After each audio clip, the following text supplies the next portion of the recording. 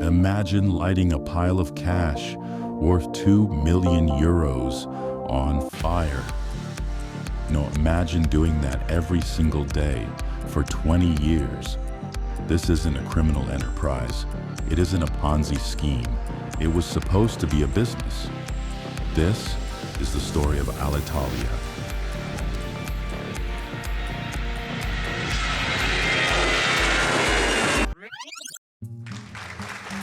In the 1960s, Alitalia wasn't just an airline, it was a flying ambassador. It was the Pope's personal taxi. It was the preferred ride of Hollywood stars visiting the Trevi Fountain. They didn't just sell tickets, they sold La Dolce Vita.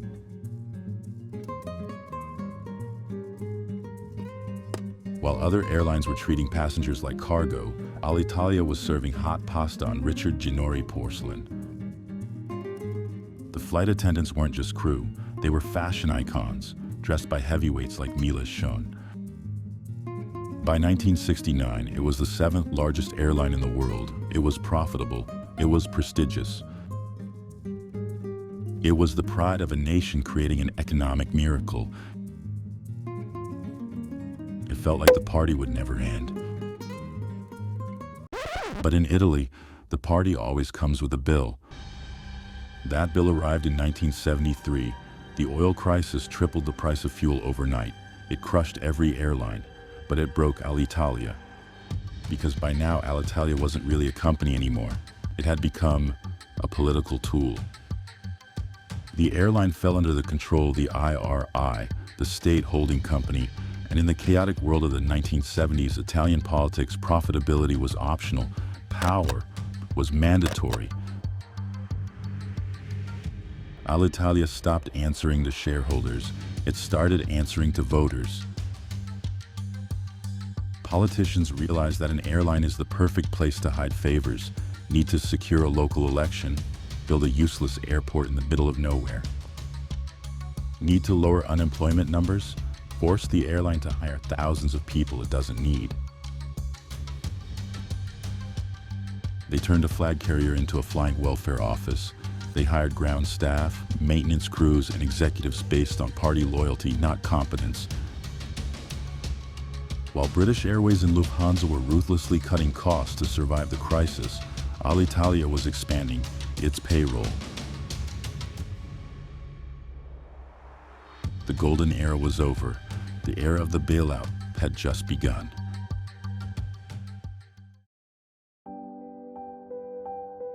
By the late 90s, the company was bleeding, but a lifeline appeared from the north, KLM. The Dutch wanted to merge. It made perfect sense.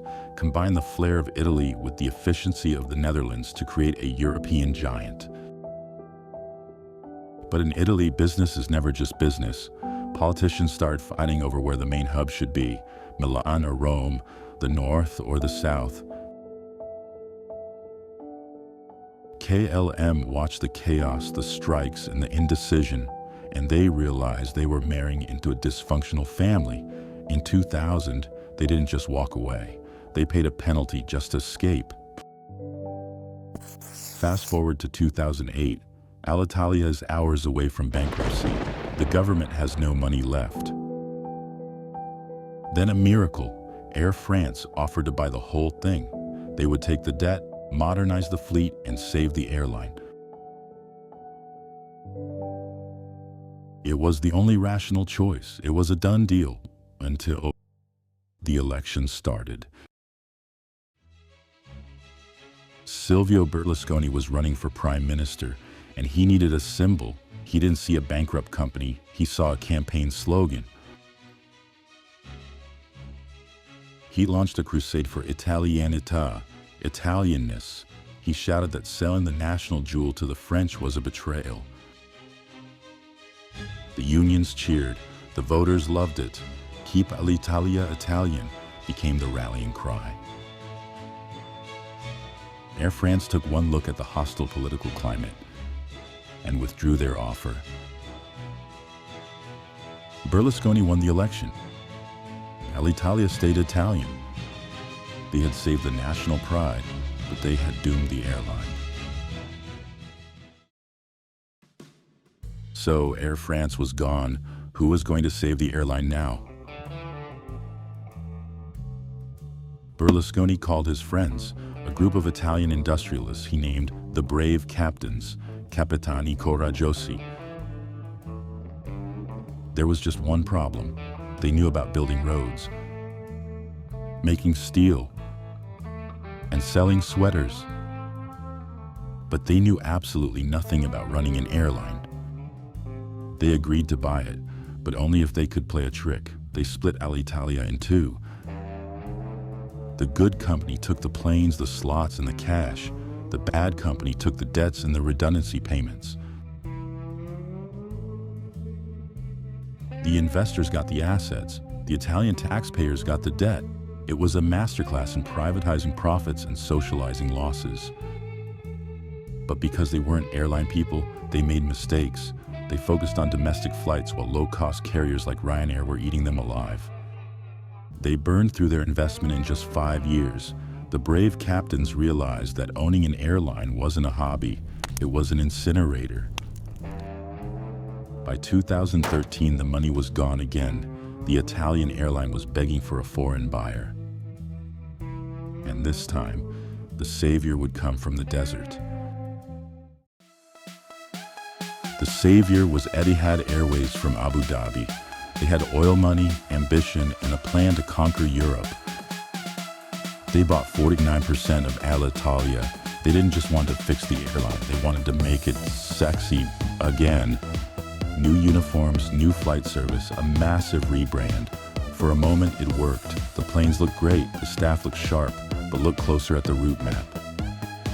Etihad wasn't building Alitalia, they were feeding themselves.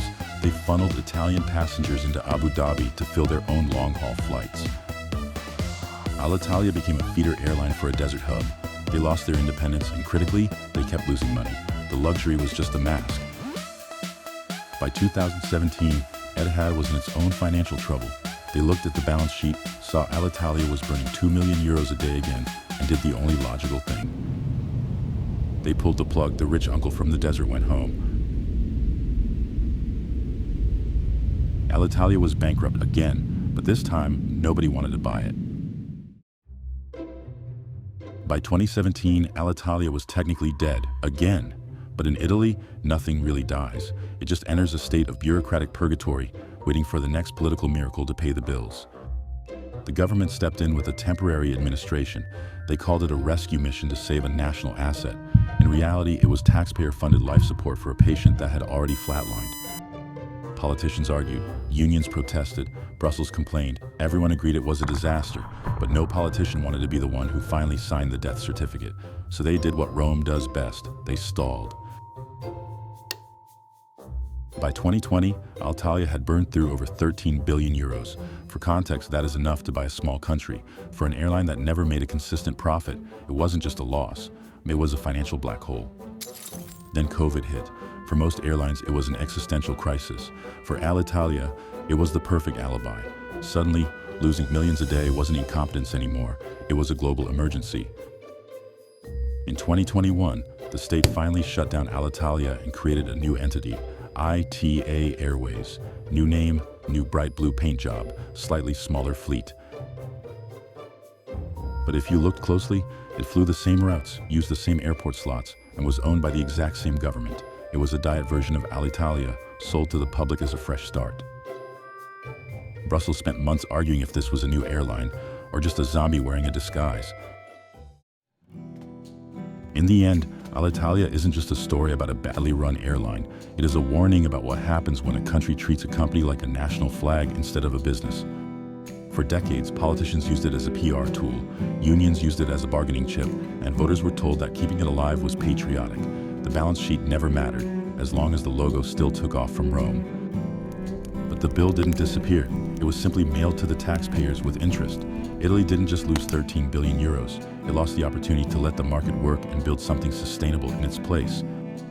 History rhymes, and rarely by accident. Whenever you see a too important to fail company kept alive on public money, you have to ask yourself one simple question. Are we actually saving a business, or are we just paying to postpone the funeral?